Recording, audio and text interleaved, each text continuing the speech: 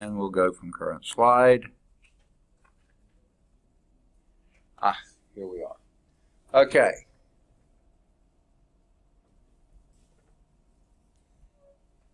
My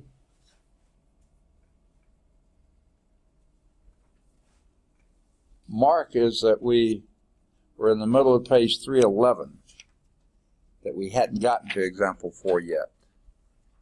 Okay? Wow. Is that right? Or had we done example 4? Maybe I put the paper on the wrong page. Huh? We did example 4. Okay, so we're ready to, I put my marking on. Ready for example 5, is that right? Okay. I bet you they don't do example 5.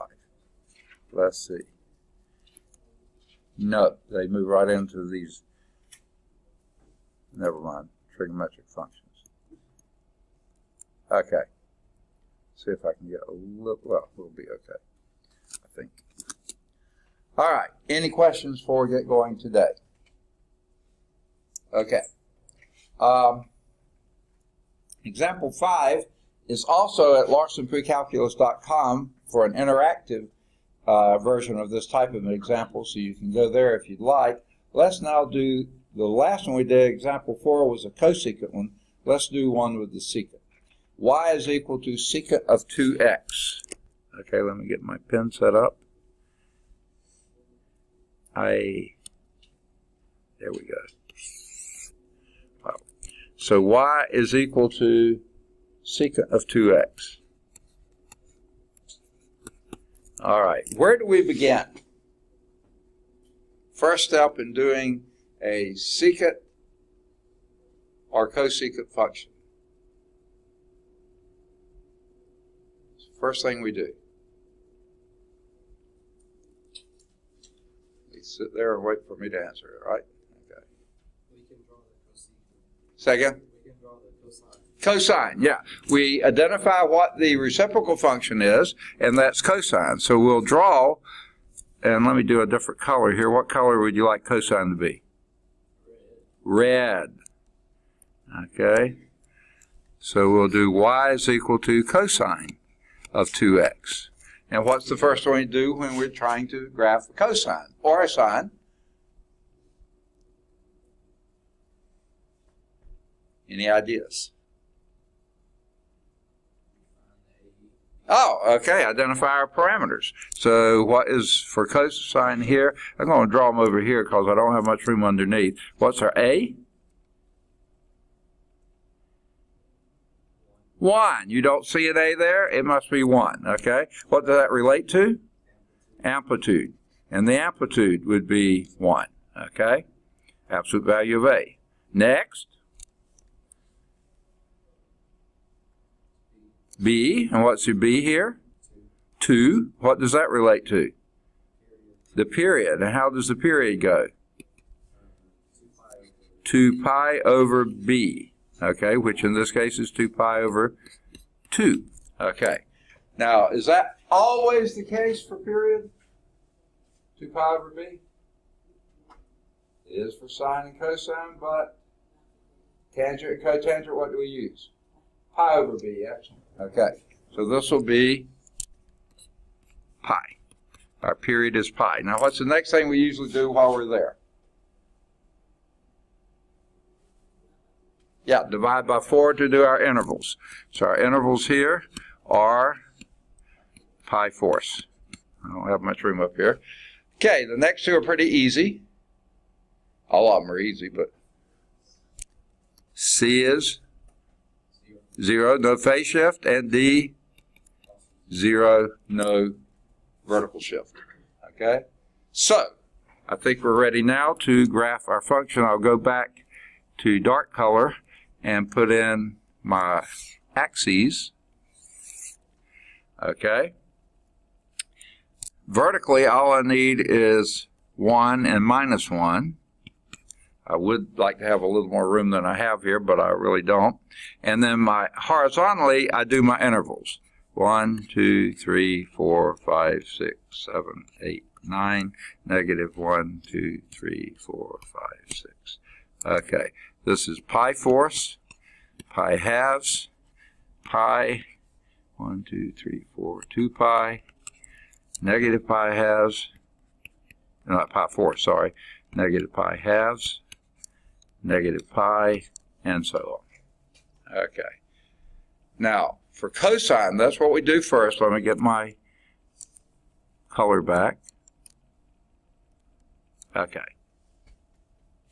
Where does cosine begin? At 1, or at the amplitude, and the amplitude is 1. So that's where we'll begin here. And where does it go from there? At the first interval? To 0, to pi 4, 0. Next, negative 1. Next. Next. Waiting on your order. Okay, never mind. Okay. 0, 1, 0, negative 1, 0, 1, 0. See the pattern? There's a good old cosine function. Going the other way, 0, minus 1, 0, 1, 0, minus 1, and so on. I'm getting too close up here. So here is basically our cosine curve. That is not our secant curve. Why are we wasting our time drawing it? Because we get two pieces of good information from that. Since secant is, go back to our dark color, 1 over cosine of 2x, what is the first piece of very valuable information we get from the cosine function? The graph.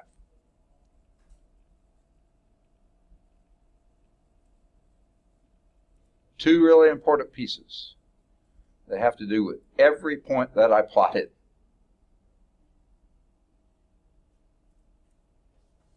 What's the first that's going to influence greatly the secant function? Where is your, yeah. Yes, and where are they? I'm going to go back to red and put them. Everywhere cosine is 0, you've got to have a vertical asymptote because you can't divide by 0. Did I get back to red? No, I didn't. There we go. Okay, so go on and draw those in. You chose red, but that's what I like to use for vertical asymptotes, but it's okay. All right. Every 0 you see for cosine is a vertical asymptote. Everyone, get out of there. Okay? Get them all in there. Okay? Because they're going to be important in our next step. Okay? All right. And then what's the next step?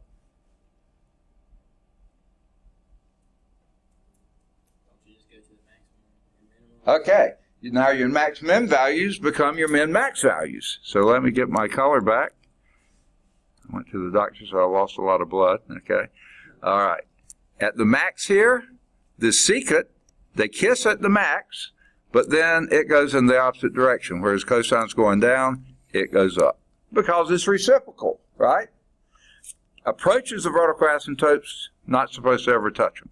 Same thing with the min. Start here where the cosine goes up, the secant goes down. Every one of the max and min then goes in the opposite direction of what the cosine did. They aren't supposed to touch the vertical asymptotes. Okay. You see the pattern here and the procedure. It's nothing very specific, you know. In fact, very little to do with secant at all, except acknowledging the max and min, they share the value for the cosine. Every other place, they're just heading out, okay? You don't need to plot any other points for them. For cosine, you plot all the critical values, you know, the intercepts and the max, the min, and the intercepts give you the vertical asymptotes, the max and the min give you the launch point for the secant to go in the opposite direction. Any questions on this? Tell me a couple things. What is a, by the way, what they're doing is vacuuming the doors for the ventilation system because they get really dusty and stuff. And that's a good thing. It keeps from building up bacteria and stuff there and blowing it through the ventilation system. Okay, but it's loud. All right. Any questions on how to do a secant or a cosecant function? Just do this, the corresponding reciprocal function, sine or cosine. Go it with a full detail, A, B, C, D, the whole works. And then once you've got that done, plot your cosine or sine, whichever it is, and then at intercepts, draw your vertical asymptote, and then max and min. Those are your opposite peaks for your inverse functions. Any questions? There is a checkpoint. Please do the checkpoint. Okay? So if no questions, let me get this erased. And let's move on to maybe what y'all been talking about all along, but that's not. It's down trigonometric graphs. Okay? Be sure you put your P in there. Okay. Now, what do we mean by that? Well, you can graph a product of two functions using the properties of the individual functions. And especially if you have one of these being a trig function, like sine x, and you multiply that by a linear function, like x, okay? Now, the book approaches it one way, which I find is fine. I use that too. But I also have a slightly different take on it, and I don't know if this will be helpful for you or not. But, see if it helps. So it's the product of two functions, y is equal to x, and y is equal to sine x. I wish they didn't use a different variable there, but yeah, two different functions. Now, using the properties of the absolute value and the fact that the absolute value of sine x is always less than or equal to 1. Agreed? Absolute value of sine x always between plus and minus 1. It just stays in between there as far as it goes. This is with no scaling factor on. Okay? Now, when they say using the properties of the absolute value function, okay, that the absolute value of sine x is always less than or equal to 1. Now,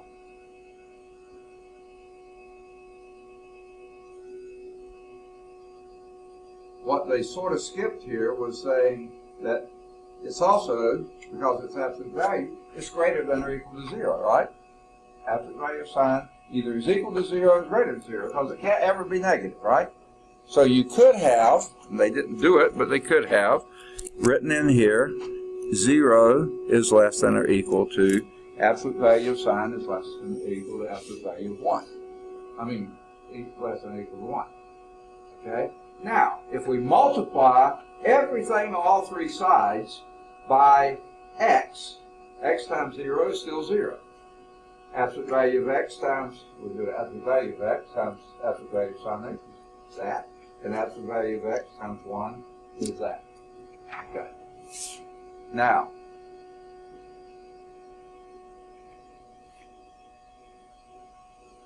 right there, you can almost see what's going to happen on the right-hand side. Okay? Lindsay was making all that noise out there, wasn't she? Okay, good. No, I'm just kidding. Okay. Okay. Consequently, now from that, here's what they do, another property of absolute value functions. Okay? So you're taking this with the absolute values here. Now let's remove the absolute value in the middle. And now this thing can be negative, right? Well, it can't. I wish I had done this at this stage. It would have made a lot more sense. They didn't, but it's still okay here. The minimum it could get over here would then be minus the absolute value of x. Okay? So that's where they go to that step.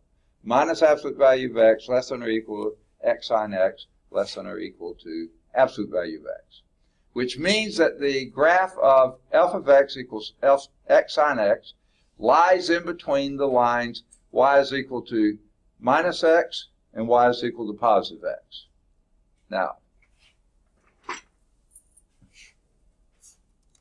it may not be completely obvious that it is, but this is, whatever your x is, f of x equal x is your identity function, okay? This allows for your negative identity function to define something too. And those are going to be what I call the envelope, and the sign function travels in between those envelopes. That's one way I look at it, okay? So the f of x is equal to x sine x, and that is also equal to plus or minus x at all of the places where x sine is 1 or minus 1. And that's at all the half pi's, okay? Pi halves, 3 halves pi, 7 halves pi, and so forth, minus half pi. Those are the places where sine is at the max. Then that max is a 1, the min is a minus 1, so this is either going to be plus or minus x. Can't get outside that because sine is never greater than 1 or less than minus 1. So those points you can identify right off the top. Those values at your max, what used to be your max and your min for sines, are now going to be your x values. Wherever your x was here, that's going to be your x on the y, because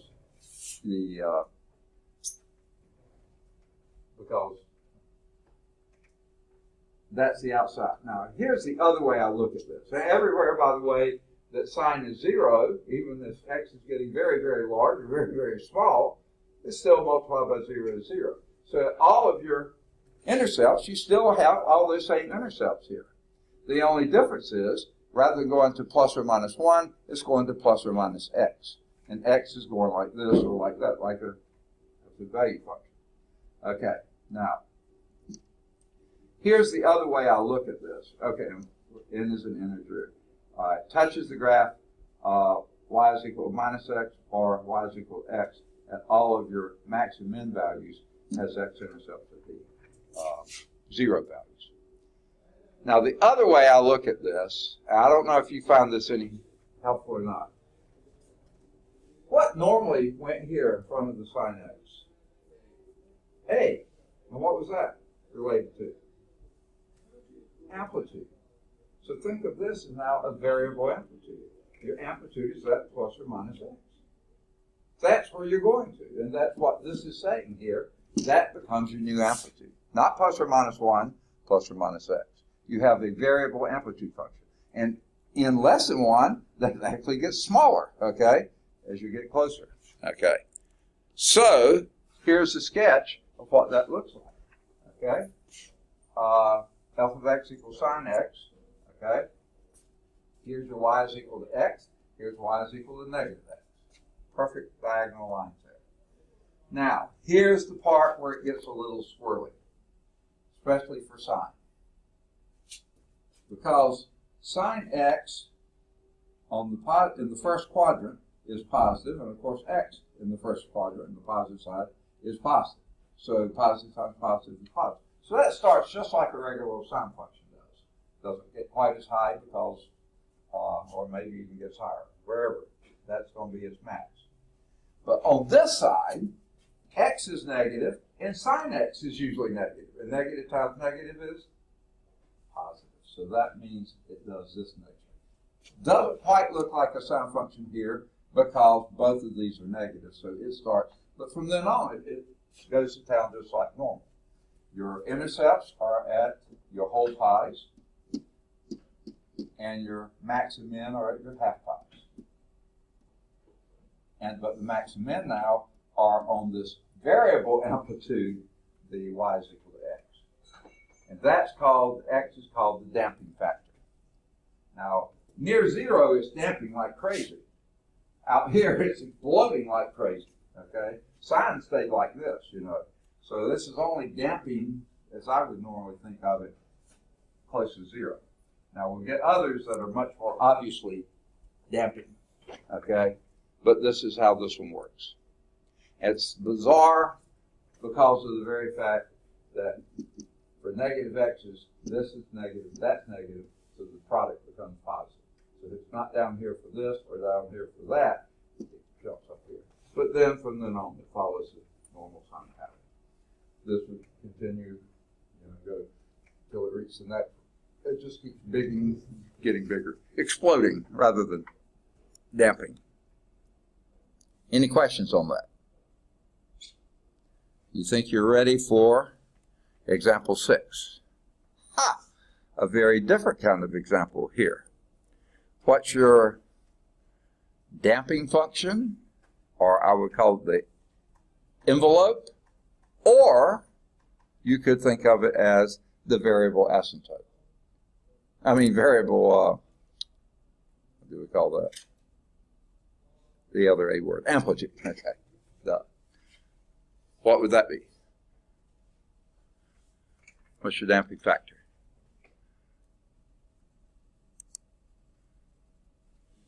E to the minus x. Okay? Now, but again, remember, because sign can go positive or negative, e to the minus x only goes positive, so you're going to have to consider minus e to the minus x in the denominator. I drew it the wrong way with my air drawing was wrong. It's like this and like this. Okay, that's my correct air drawing. Okay, so doesn't really matter which you draw first. What you want to do, the damping factor first? Y'all don't care. Okay, so let me plot some points here. Okay, before we do anything else, let's do you want to do the damping factor as a different color? What color? Red. Okay, we got a red up here. Okay.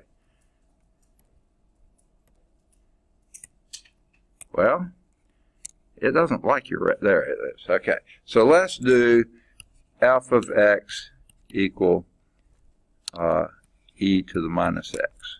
We'll do that in red. Okay? This is not one I know a lot of values by heart. Okay? So I think I'm going to back off a little bit. Okay? The thing that's really going to matter as far as your interval goes, let's see if I can get this right. We go back to this, and let's tick off some points here.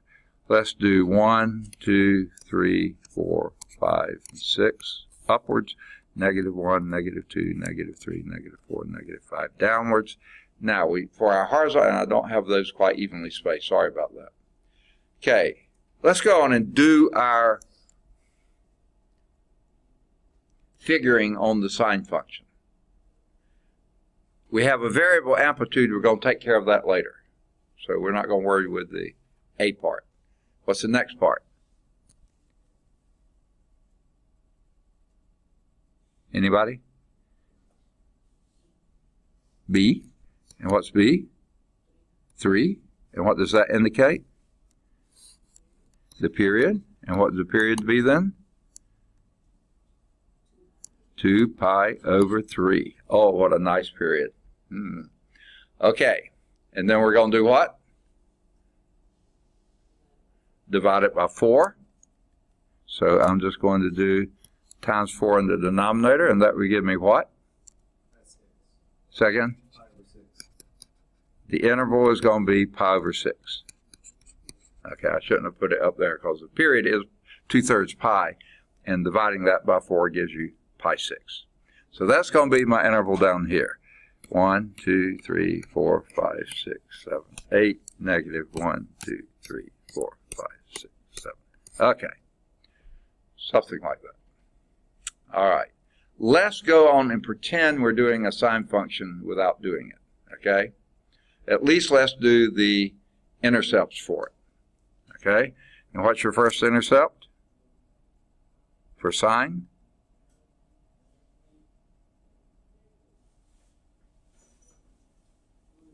0. And then the next one is a max. We're not going to do the max yet. We'll wait on that. Then we'll do the next 0. Then the next is a min. We're not going to do that yet. Then we do, so let's do every other one is going to be an intercept, right?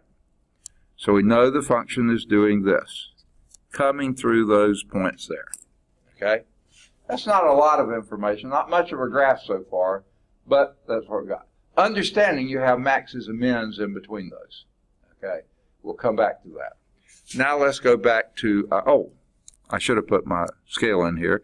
This is pi 6, pi thirds, pi halves, and probably I'll put 2/3 pi just to let you know that is one period. But then 1, 2, 3, 1, 2, 3, this will be pi, 1, 2, okay, negative pi 6, negative pi thirds, negative pi halves, negative 2/3 pi, and negative pi. Okay. I put those there for a little bit of a reason. Now let's go back to our envelope function. I call it all sorts of things. Variable, amplitude, whatever you want to call it. Let's plot that one now. I can do 1 point. I hope you can too. When x is 0, what's e to the minus x? E to the 0. Anything to the 0. 1! Very good. All right. Now, since we're also going to be plotting minus e to the x, we're going to put it in down here. Okay? Now, after this, let's just pick some points, especially this one. Pi 6. So someone will pull out your calculator and do a e to the minus pi 6.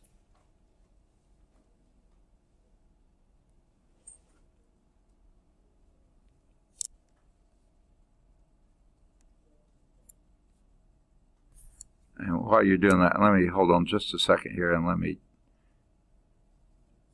label some points. 1, 2, 3, 4, 5, and 6. Minus 1, minus 2, minus 3, minus 5. Okay, that's a minus 5. Okay. All right, let me get back to red. Try to get back to red. There we go. What was that value? 0.6. Negative what? 0.55. 0.55. So it's just over a half, right? So about there. Okay. Now, why did I do that one? Because that's going to be a max for my sign. Okay? Now, I really don't care about pi thirds. I know that's going to be a 0 there. So let's do, and if we wanted to, we'd have this as a negative 0.5 here, 0.55 or whatever it is. I really don't care because it's not going to touch there. It's going to be, okay. The next is going to be a 0 for your sign. Let's do the next one. Pi halves. E to the minus pi halves. 0.20. But I'm going to put this one down here because that would have been our min, right? 0, max, 0, min, okay? The next one's a 0. And let me go on and put in these other values. Oh, I think we can figure them out. That's 5/6 pi. E to the minus 5/6 pi.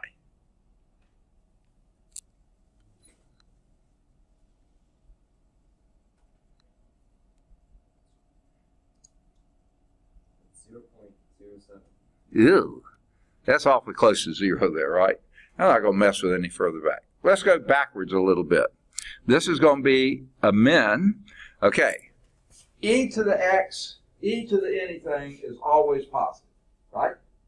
So therefore, nothing's going to change the sign, so this is going to go negative here, okay? So I want e to the minus pi 6. No, e to the positive pi 6, because e to the minus, a minus pi 6. X is a minus pi 6, minus x is positive pi 6, so e to the pi 6. You already done it? Oh, okay. E to the pi 6. Second? 1.68. That's a little bit greater than 1.5, so somewhere down here. Now that's going to be our min on the sign. So skip this one. Let's go here. E to the pi halves. Minus and minus makes it positive. E to the pi halves. 4.8. Whoa, that's almost 5 up here. Okay. Now y'all probably can't see that. That's the problem with choosing red. Let's choose a color that'll show up there? Give me something else.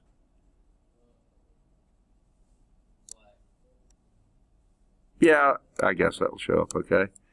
It's as dark as I can get. 4 point something another. Yeah, somewhere in there. Okay, there's that point. Okay, and frankly, I don't think we're going to be able to plot anymore. Okay, you can try the next one would be e to the 5/6 pi.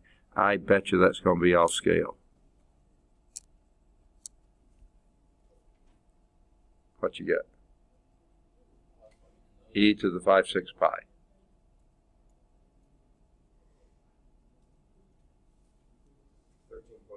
Yeah, way off scale.